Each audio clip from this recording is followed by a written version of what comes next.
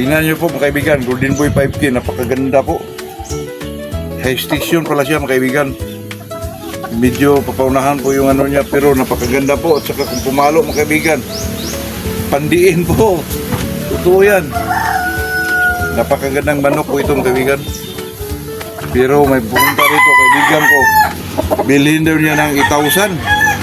Hindi ko po hindi ko po siya inano mga kaibigan, kasi ginawa ko itong pambalik natin sa ating 5K mga kaibigan. Kasi namangha siya sa palo mga kaibigan, totoo yan. Ito yung Golden Boy 5K po, napakagandang sukat po mga kaibigan, tingnan niyo po. Ako, 45 ang buntot. Talagang alignment sa paa mga kaibigan, tingnan niyo, perfect po. Ito mga sinasabi ko mga kaibigan na perfect gawing broodstag po. Hindi kayo magkamali dito mga kaibigan. Nako, kung pumalo ito, super po. Pencil fit mga kaibigan, pencil fit po.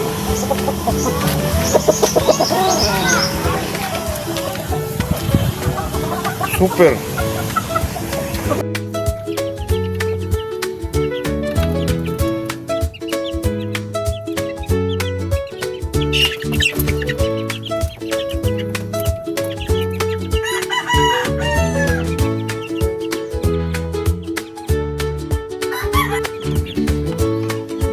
Kaibigan, super sweeter natin po. Parang 3 na ata. 4. Super sweeter yan mga kaibigan. Medyo may edad na manok po. Nakapangitlog pa kasi tinaano ko. Meron pa ito mga kaibigan sa Golden Boy po. Golden Boy sa EG din to. Kasi 3 tong yung babae natin ginamit mga kaibigan sa Golden Boy ay 5 po. Meron pa dito mga kaibigan. Sana mapisa lahat. Meron pa po dito. Yan, meron pa. EG din ang babae dito mga kaibigan. Ito yung broodcock natin dati. Medyo talagang papuntang lugo na po. Na nakuha natin sa red. Talagang ano na po, tuyong-tuyo na.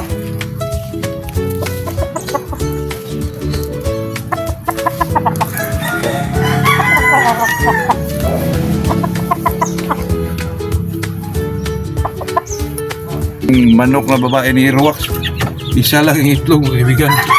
Isa pa, baka madagdagan pa yan. Ito yung super sweeter na medyo matanda na mga kaibigan. Ito yun, pinakawalan ko lang ng itlog. Yan po.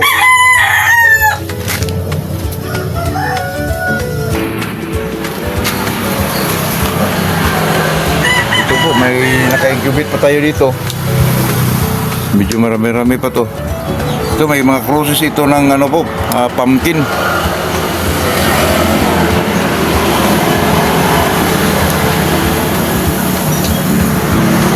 Pagkatapos ito may kasunod pa dyan mga kaibigan.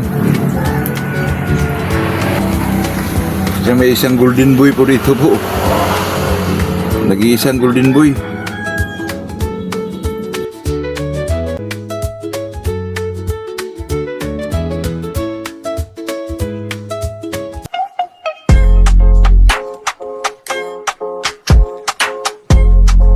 Good morning sa ating lahat mga kaibigan. Andito na naman tayo sa ating usapang magmamanok po. Ito naman sa atin mga kaibigan ay talagang enjoyment lang. Sa atin naman dito mga kaibigan ay itong mga sinasabi natin ay yung experiences lang natin mga kaibigan tungkol sa pag-aalaga ng manok, pag-conditioning. Pero ito ay sa aking ano lang po, sa aking experience lang mga kaibigan. Kaya sa atin naman dito ay kahit anong mga comment dyan, okay lang mga kaibigan. Kasi kahapon na pinag-usapan natin ay yung ano ba talaga yung makalaking ano ba talaga pag-ambag yung nagbitaw kasi yung manok mga kaibigan.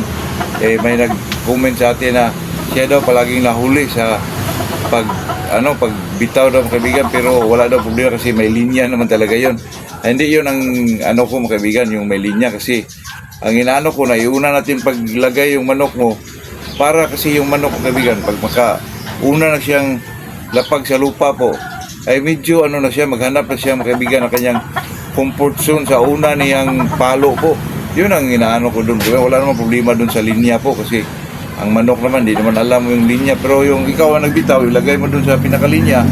Ang manok mo, pag siya ang naunang nabitawan mo sa lupa, ay medyo, ano na siya, mag-adjust na siya mga kaibigan kung anong unang step niya sa unang palo niya po. Kaya medyo advantage talaga mga kaibigan pag ikaw ay nakauna sa pagbitaw po o paglagay mo sa manok mo sa lupa. Kasi ang manok mga kaibigan, pag nalagay mo na yan sa lupa, ay medyo mag-adjust na siya mga kaibigan kung paano niya ang pinakauna niyang palo po. Kasi itong pinakaunang palo mga kaibigan, ito po yung napaka-importante kasi dito po magagaling ang pinakaunang malakas na palo po kasi kondisyon ng isang manok eh. Kaya kailangan talaga natin mga kaibigan na, pero ito sa akin lang po na talagang mas maganda yung tayo ang nakaunang binitiwan yung manok natin sa lupa mga kaibigan. Sa ruwida po, ikaw makaunahan ng paglagay po kasi ang manok doon ay medyo makaanaw na siya mga kaibigan, maka-adjust na siya kung paano niya gawin yung una niyang palo po. Yun lang po mga kaibigan. At saka may nagtanong sa atin na saan ba daw galing ang gal at saan siya pinakamagandang i-cross.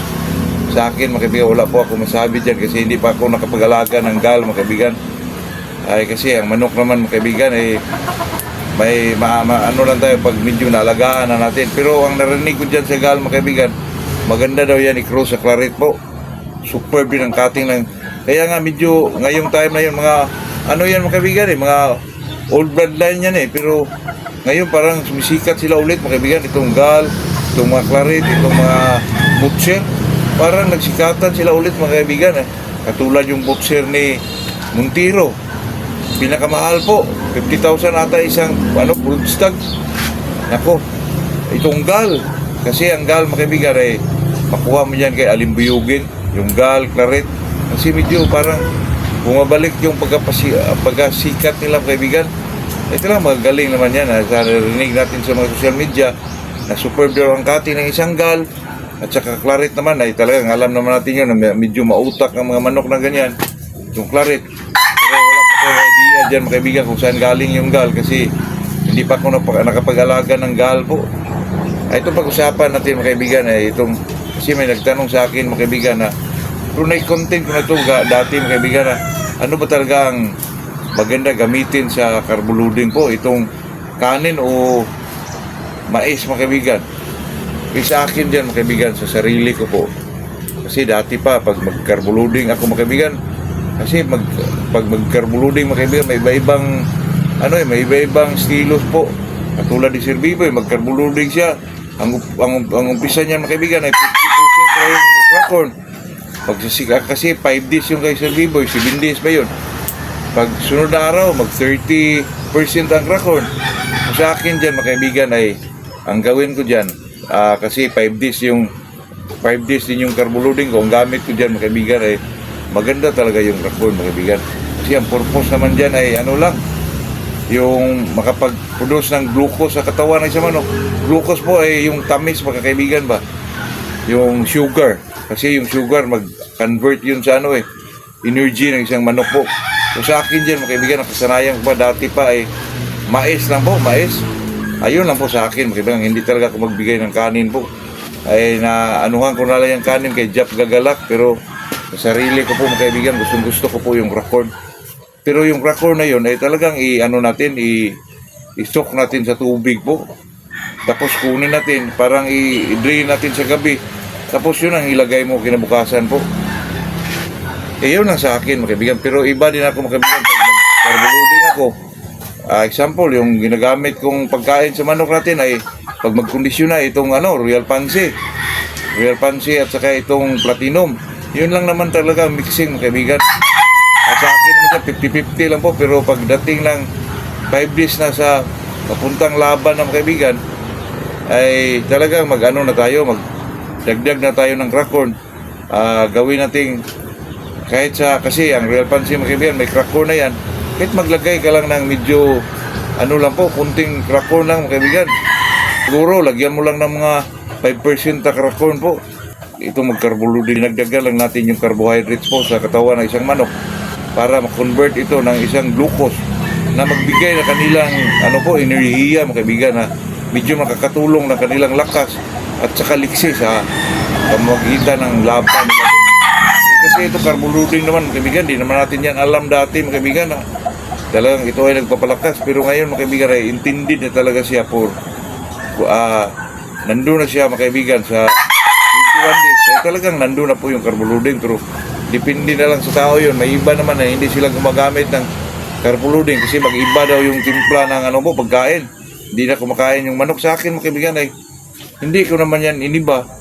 Dinagdagan lang natin yung percent ng racon po na medyo may halo natin sa pagkain natin ng manok po para medyo tumaas yung carbohydrates na ating ipakain sa ating mga manok para mag-convert siya into sugar na magbigay naman ng enerhiya sa ating mga manok po. Yun lang talaga mga kaibigan ang ambag ng carbo loading po. Pero pwede namang hindi dagdagan mga kaibigan. Depende na lang yun kasi sa iba naman ay maglagay lang talaga sila ng sugar na lalo na yung central mga kaibigan. Sugar may honey. I-glucose din yung mga kaibigan. Magbigay din siguro yun ng enerhiya ng ating mga manok po na magdagdag sa kanilang medyo lakas at liksi po. Kaya depende na lang sa inyo mga kaibigan. Pero sa akin mga kaibigan, gustong-gusto ko talaga ng carbo loading. Ay racon lang naman ang ang idagdag mo dyan. Lagyan mo lang ng 5% ng racon, dagdagan mo lang yung pagkain na binigay mo. Saka pwede na rin hindi mga kaibigan, lalo na nagbigay tayo ng Dextrose powder, mayroon pa tayong honey, lalo na pag nagbigay ka pa ng sugar na central mga kaibigan, ay talagang marami ng sugar, baka diabetic na yung manok natin dyan mga kaibigan. So, sa akin dyan mga kaibigan, pag ako talaga yung magkondisyon, lalo na pag medyo derby ba, o bigating laban, o talagang medyo malaki yung pusta mo, mag-carbo loading talaga ako dyan mga kaibigan. At saka kasi ang manok naman talaga, kahit sabi ng iba na ang manok daw ay walang taste buds, pero iba po lalo na pag nilagyan mo ng sugar mga kaibigan, nako, itong yogurt parang sisip-sipin pa nila mga kaibigan ang yogurt ay protein din yun. Kung nagtaka lang ako kasi maniwala naman tayo dyan na ang manok talaga ay walang taste buds yan, pero pag makain nila yung yogurt mga kaibigan na nilagyan mo ng honey, nako, sisip-sipin yun mga kaibigan. Kasi sa akin dyan, pag malagay ko sa yung pinakain ko, doon ko parang toppings mga kaibigan, yung yogurt, saka lagyan ko ng honey po. Nako, iba ang mga kaibigan, talagang parang malasahan talaga ng manok po. Parang doon ko makwinta mga kaibigan na parang may taste buds itong mga manok Pero wala naman tayo dyan kasi mga eksperto naman dyan, pinag-aralan naman nila yan. Pero sa akin mga kaibigan, nagtaka lang tayo bakit walang taste buds. Pero kung makakain sila pag may inilagay kang medyo paborito nila, siguro sa amoy na lang siguro yun.